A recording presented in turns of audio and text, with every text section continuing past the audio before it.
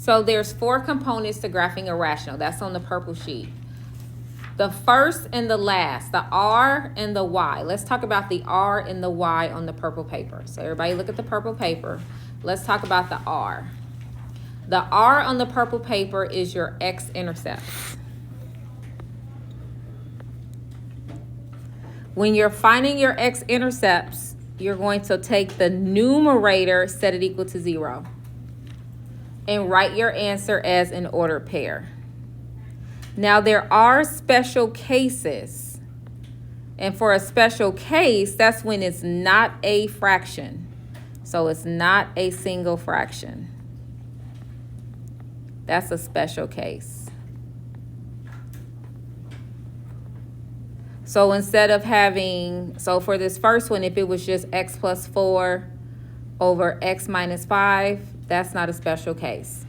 But if you take that same fraction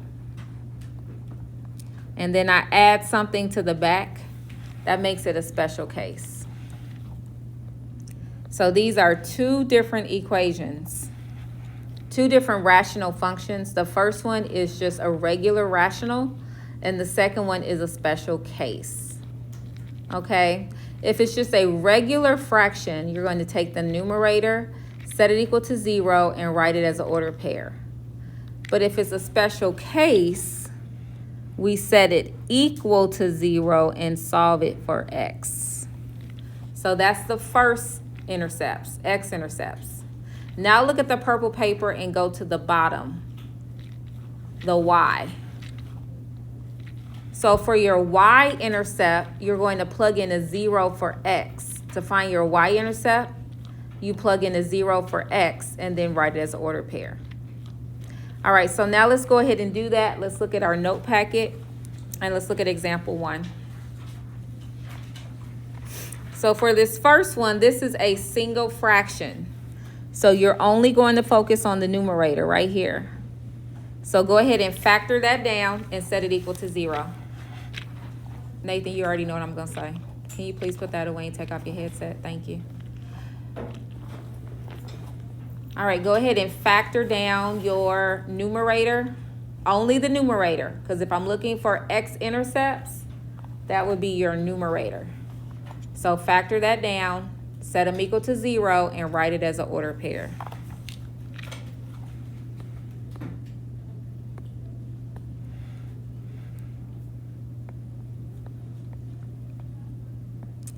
So you would need 2 numbers that multiply to be -8 and add to -2.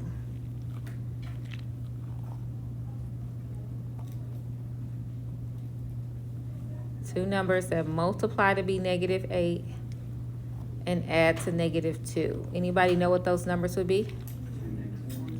-4 and +2. So let's go ahead and set those equal to 0.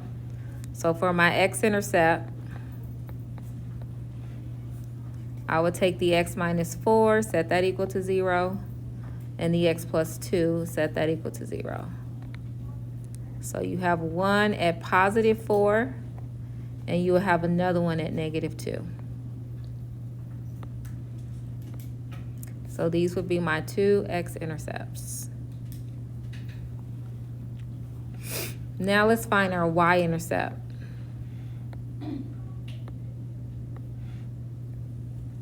For your y-intercept, go ahead and substitute a 0 in for x. So that's the y on your purple sheet. To find your y-intercept, you substitute in a 0 for your x. So y equals, and it'll be 0 squared minus 2 times 0 minus 8. And that's over 0 squared plus 2 times 0 minus 15. So substitute a 0 in, you should get a fraction. You should get +8 over 15, and you will write that as an ordered pair.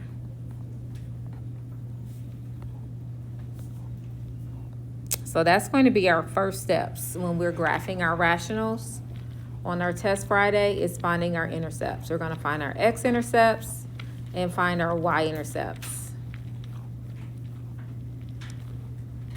Now, the second fraction, though, this is what we call a special case. Because of this minus 2, so because we have this minus 2, I have to treat this differently. So that's going back to that purple paper where it says, when it's a special case, we set the function equal to 0 and solve it for x. So that's what we're going to do. So I'm going to take this entire function, set it equal to 0.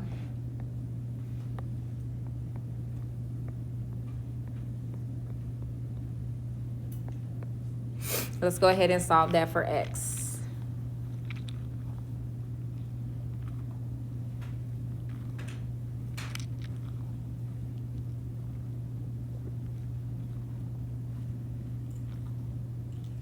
So we're going to start by adding the 2.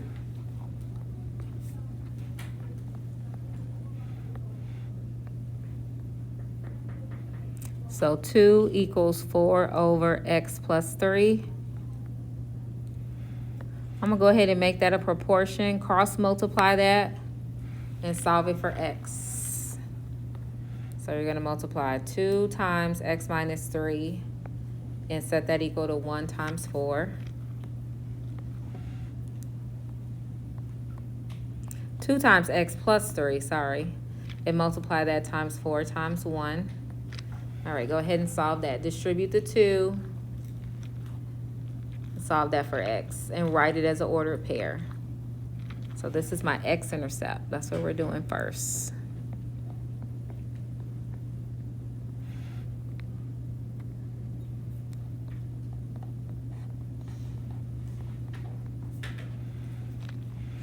Subtract the 6.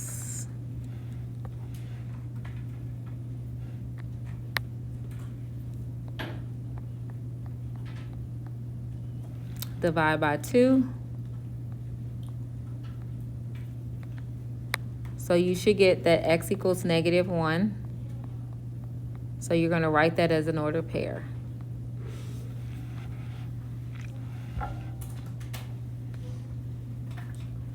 That's your x-intercept. For your y-intercept, substitute in a 0 for x. So y equals, and it would be 4 divided by 0 plus 3 minus 2. So feel free to use your calculator and type that in your calculator. So it would just be y equals 4/3 minus 2.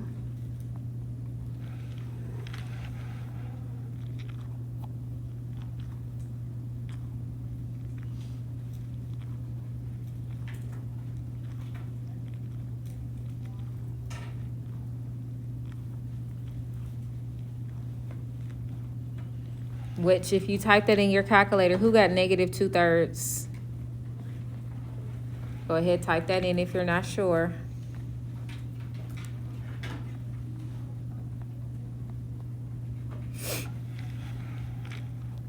Take 4/3 minus 2.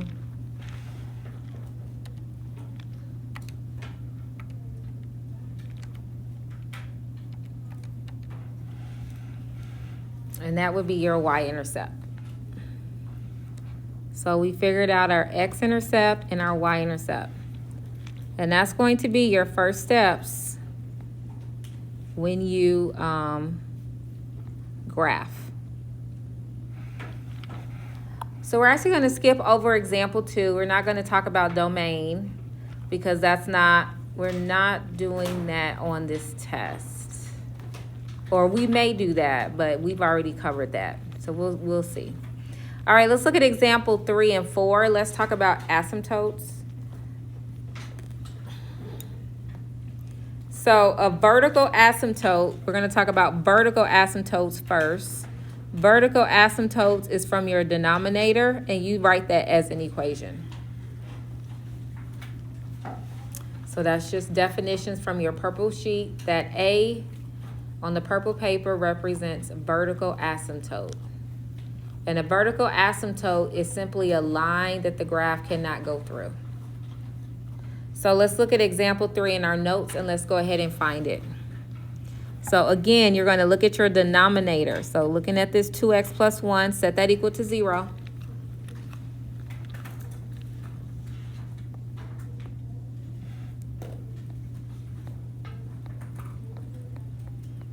Solve it for x. You should get a fraction.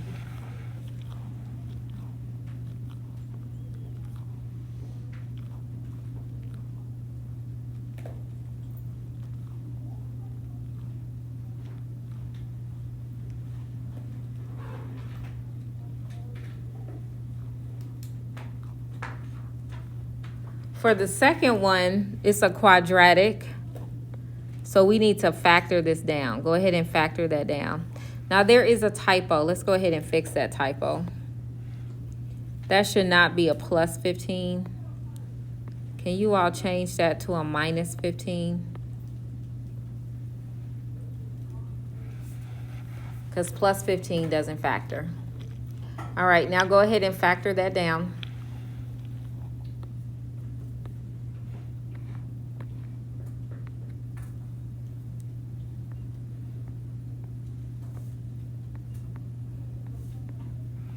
You need two numbers that multiply to be negative 15 and add to negative 2.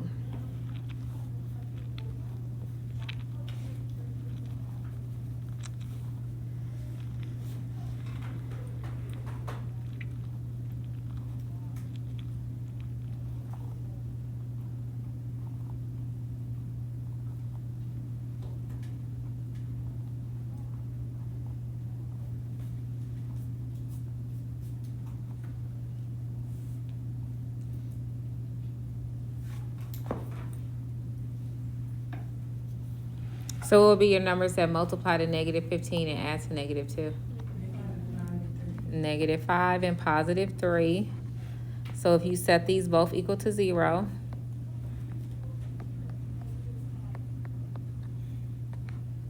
that means you have two vertical asymptotes, one at 5 and one at negative 3. So again, the asymptote is simply a line that you cannot go through.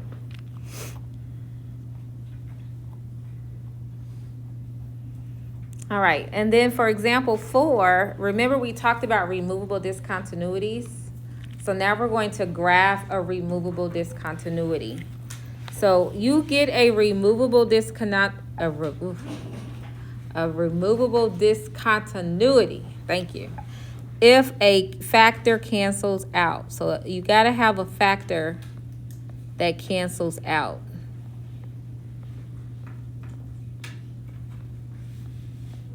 So the only way that can happen is if you have two quadratics.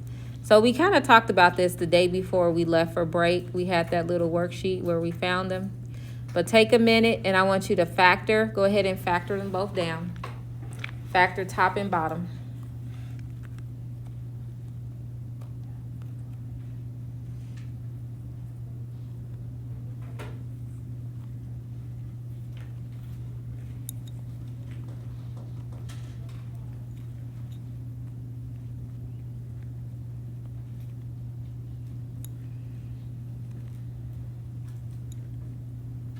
So for the numerator, you need two numbers that multiply to be positive 8 and add to negative 6. So that would be a negative 4 and a negative 2. For your denominator, you need two numbers that multiply to be negative 12 and add to 4. So that would be what? Positive 6 and negative 2. So do we have a factor that's the same? That's an ugly 6. I gotta fix that. Okay, it's a little bit better. All right, is there a factor that cancels out? Yes. So this factor would cancel out. So we have a whole or a removable discontinuity. When we set that equal to 0, that means that x equals 2, there there is a hole.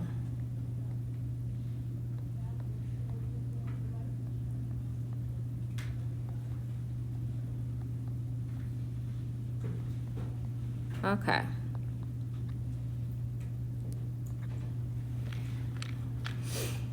All right. Now let's talk about the end behavior or the horizontal asymptote. So on the purple sheet, you know where it has that E for end behavior? Can you also write next to that E that it could also be called a horizontal asymptote?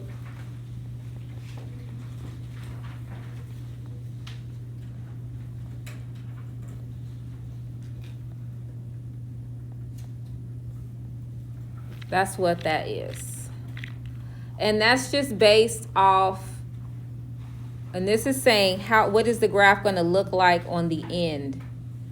So what is the left and the right arrow going to do? And that's based off of the degree. Now the degree is your exponent.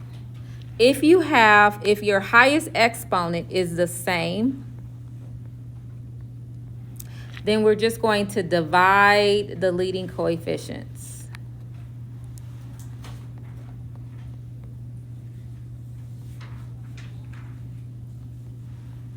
This is the purple sheet, by the way.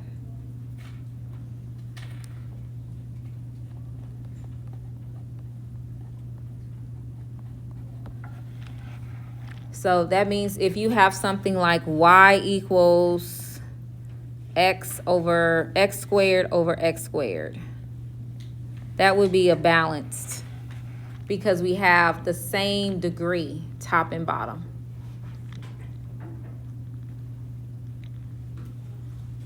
So my degree in that example that I wrote is 2. It's the same top and bottom, is balanced. So I would just divide the number in front, which in this example would be a 1, and that would be y equals 1. Top heavy is just exactly how that sounds. It's higher in the top. Higher exponent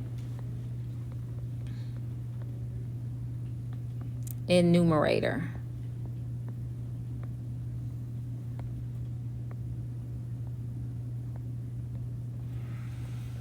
So for example, if you had y equals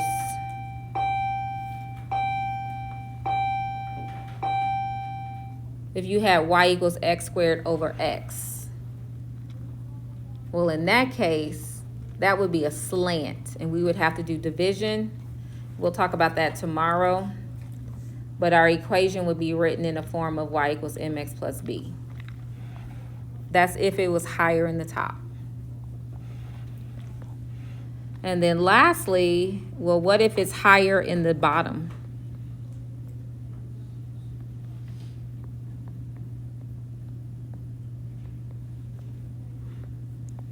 And they actually gave you some examples, like y equals 1 over x, or 1 over x squared, or even y equals x over x squared. When that happens, that's actually really simple, because it's just going to be y equals 0. So we'll talk more about the last two tomorrow. For today, though, we're going to graph balanced functions. So in your notes, let's look at example 5. We're going to end with example 5, and then we're going to jump to 8. So these are what we call balanced. It's balanced because, see how we have the same exponent? I have a 2 and a 2. It's the same degree. So I'm just going to divide my leading coefficients, which would be 3 over 4. So it's y equals 3/4.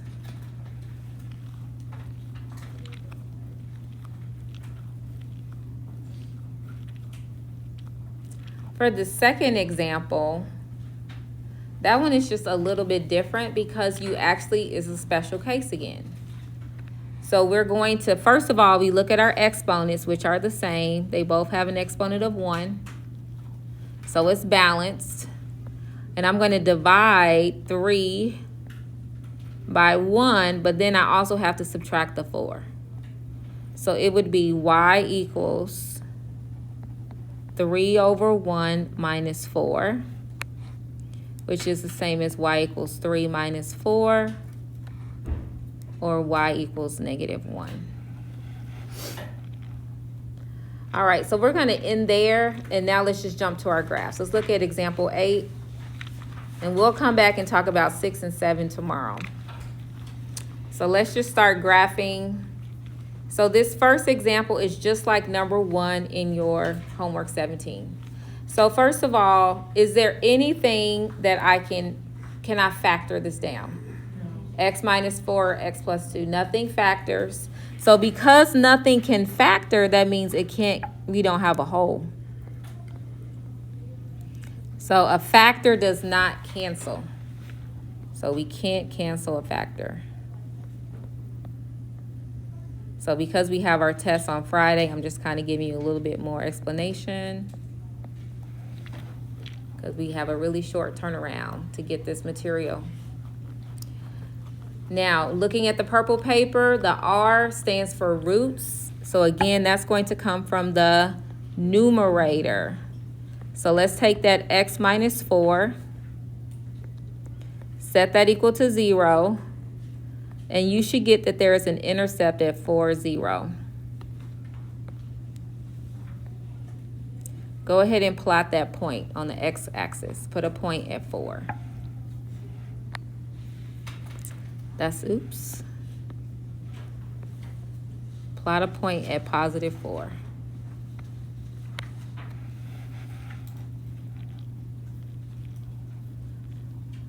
The A, how do you find your asymptote? Where do we look at?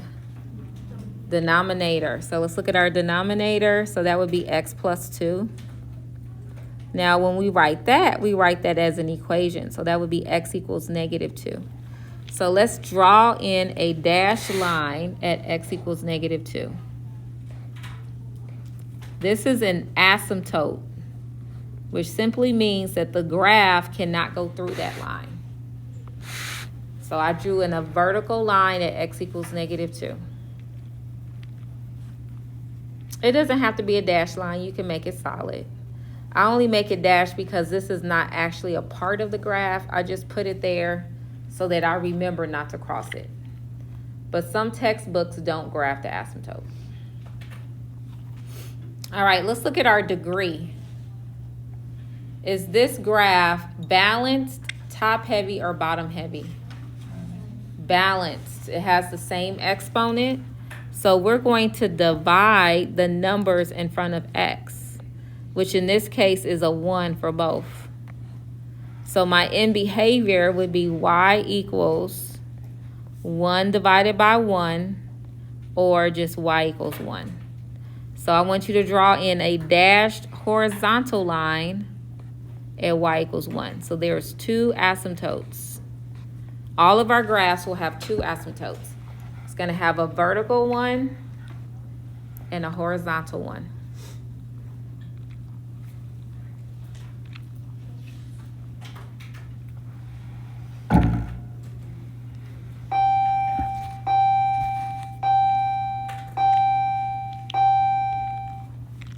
So now let's find our y-intercept.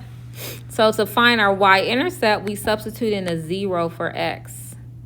So y equals,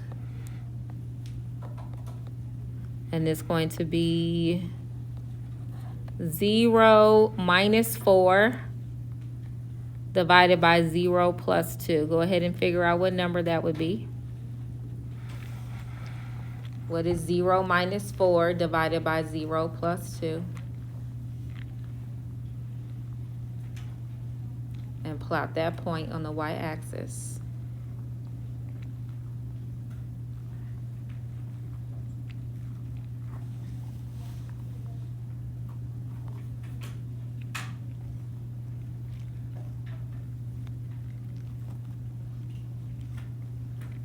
So what did you get for your y-intercept? Anybody else get -2? All right, so I'm going to write that as an ordered pair, though. That's really important that you know how to write this.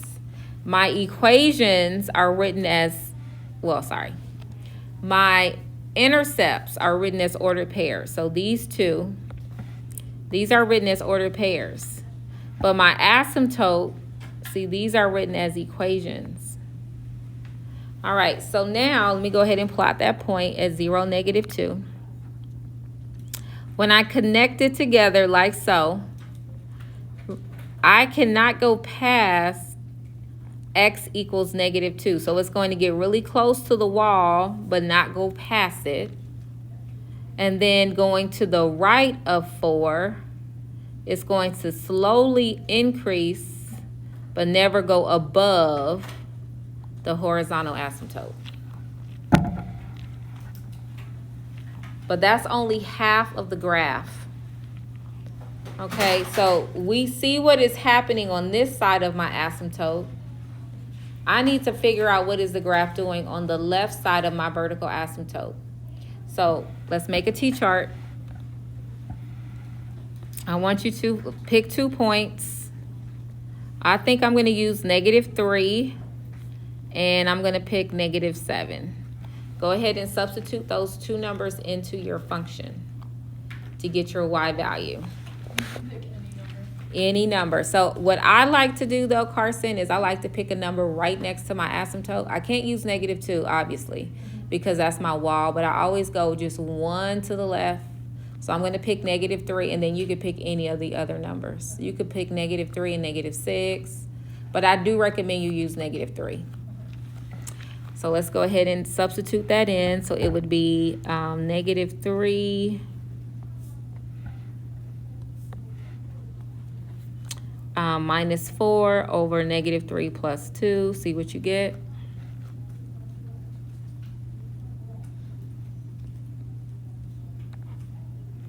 And then do the same thing for -7.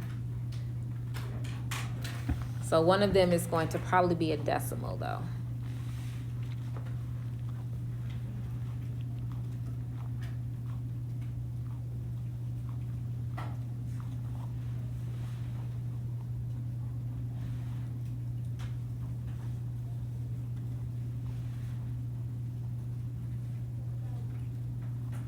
So -3 minus 4 is -7. -7 divided by -1. Who got +7 for the first point?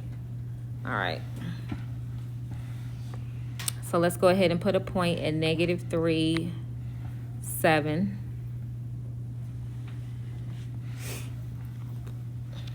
And I'll do the same thing for -7. Let's see, what's that? -11. Over -5, so 11 divided by 5 is like 2.2-ish. So at -7, I'm going to go up a little bit above the 2.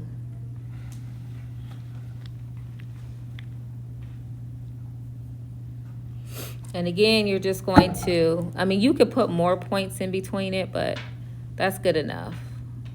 And then I can't go below, and I can't go above. So see how we have an infinite discontinuity. Where is my infinite discontinuity at? At x equals what? At x equals -2. Your vertical asymptote, that's an infinite discontinuity. So at x equals -2, we have an infinite discontinuity. All right. We don't have any holes. We don't have a removable discontinuity. We don't have any jumps, but we do have an infinite discontinuity at x equals -2. All right, let's do one more graph and then we'll end there. Go ahead, look at the next example, example 9. Start by factoring, because now we have 2 quadratics. So factor them both down.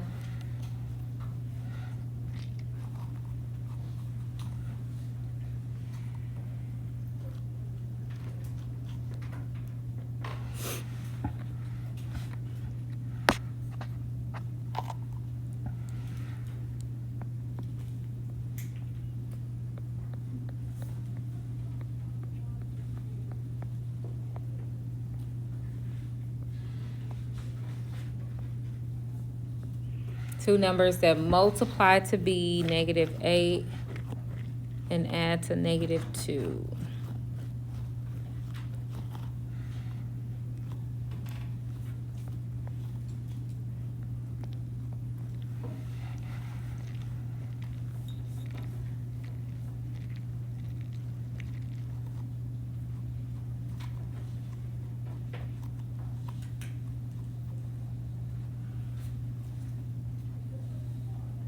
So does something cancel out? What cancels out? So this cancels out right here. So that means that I have a hole where x plus 2 equals 0, or at x equals -2. So I'm just going to kind of leave this to the side for now. I'm not going to try to graph it yet because we don't have a graph yet. Now for the rest of my questions, for the root, the vertical asymptote, the end behavior, and the y-intercept, I am using this equation, y equals x minus 2 over x minus 4. This is what we're going to use. We're using what we have left after we cancel out the whole. So let's use this equation here to finish the graph. So first of all, my roots are going to come from the numerator, which is x minus 2. So set x minus 2 equal to 0. Now this is an ordered pair, so you're going to write that as 2, 0. Go ahead and plot that point. Put a point at 2 on the x-axis.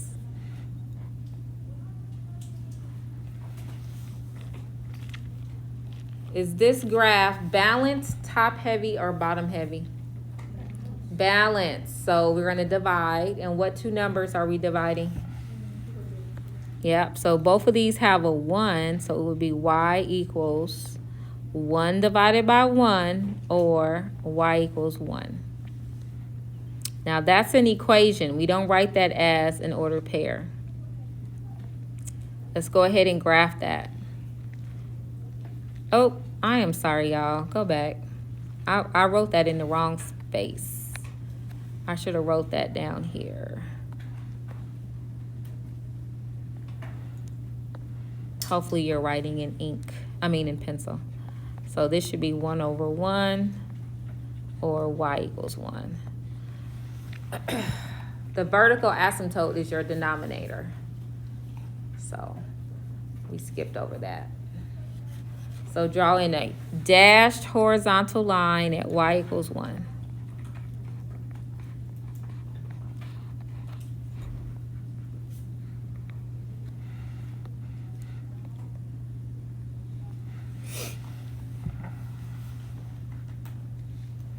Okay, almost done. Vertical asymptote, where does that come from?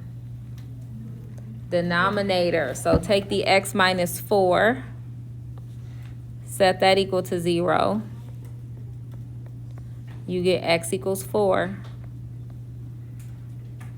Go ahead and draw that in. Drawing the dashed line at x equals 4.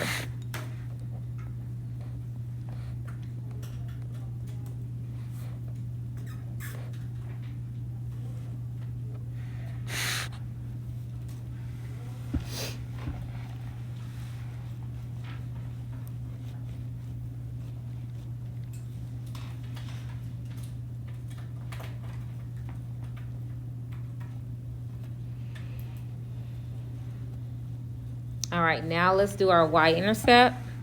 So my y-intercept is going to be y equals, again, I'm using the one where I canceled it out. So it would be 0 minus 2 over 0 minus 4.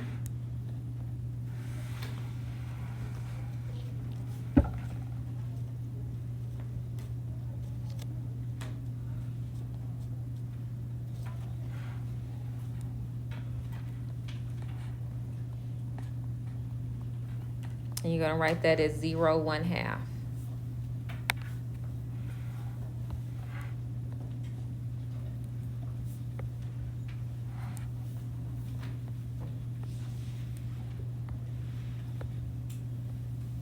Go ahead and plot that point. Put a point at 1/2.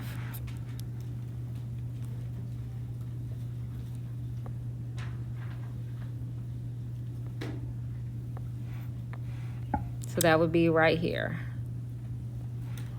All right, and that's really enough for you to kind of finish out this side. So you're going to connect that point to that point, and then it's just going to keep coming down, but it can't cross through x equals 4. And let's make a t-chart. So I need some points over here. So like I said before, if my vertical asymptote is at 4, I'm going to always just go right next to it. So I'm going to put in 5. And then let's pick another number between 5 and 10. 8. All right. So let's go ahead and use our calculators to get those last two.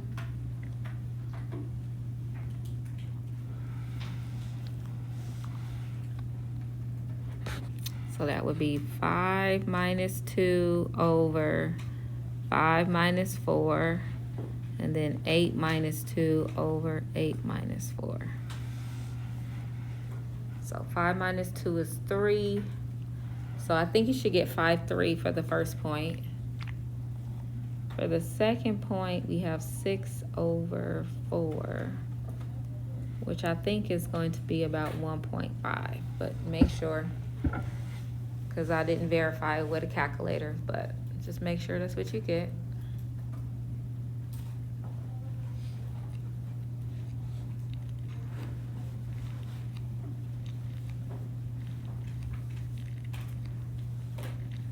Did you get 1.5?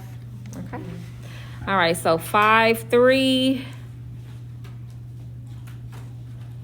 and then 8, 1.5, and again, we you can't go past the wall. So that's your graph.